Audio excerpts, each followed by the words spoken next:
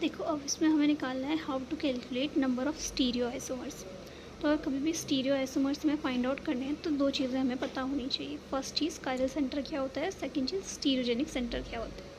अगर हम chiral centre की बात कर रहे हैं, पहली बात तो वो sp3 हाइब्रिडाइज होना चाहिए और जो भी उसमें सब्सटीट्यूएंट्स लगे हुए हैं ना, वो चारों के चारों डिफरेंट होने चाहिए। अगर चारों के चारों सब्सटीट्यूएंट्स डिफरेंट हैं तो वो क्या होगा, हमारा कायरल सेंटर हो जाएगा।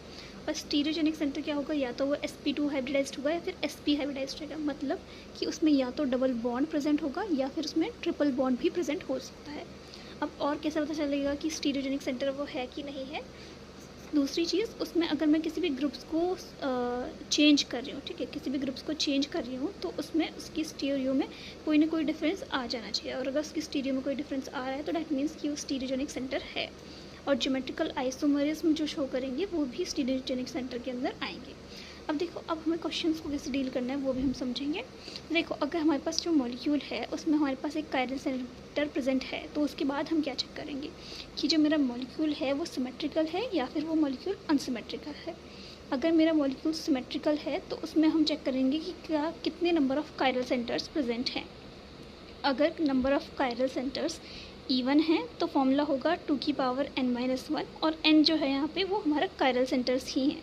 जैसे मान लो कि मेरे पास 2 कायरल सेंटर्स प्रेजेंट हैं तो इसको हम कैसे सॉल्व करेंगे। अगर 2 कायरल सेंटर्स प्रेजेंट हैं तो 2 की पावर 2-1 हो जाएगा प्लस 2 की पावर 2/2 1 ठीक है।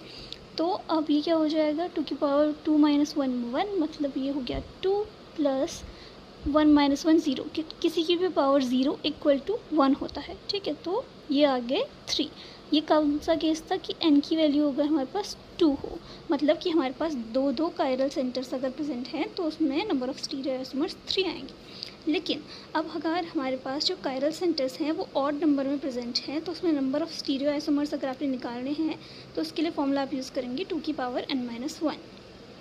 नेक्स्ट आता है कि अगर आपके पास कायरल सेंटर्स जो हैं जो आपके पास कायरल सेंटर्स हैं वो अनसिमेट्रिकल है, मतलब हमारा जो मॉलिक्यूल है वो सिमेट्रिकल है या फिर अनसिमेट्रिकल है, ठीक है।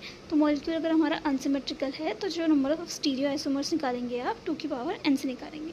तो सिंपली समराइज़ कर देती हूँ मैं कि अगर स्टीरियो आइसोमर निकालना है, सबसे पहले आप देखेंगे कायरल सेंटर कितने हैं। कायरल सेंटर अगर उसमें प्रेजेंट है तो फिर चेक करेंगे कि मॉलिक्यूल सिमेट्रिकल है या फिर अनसिमेट्रिकल है।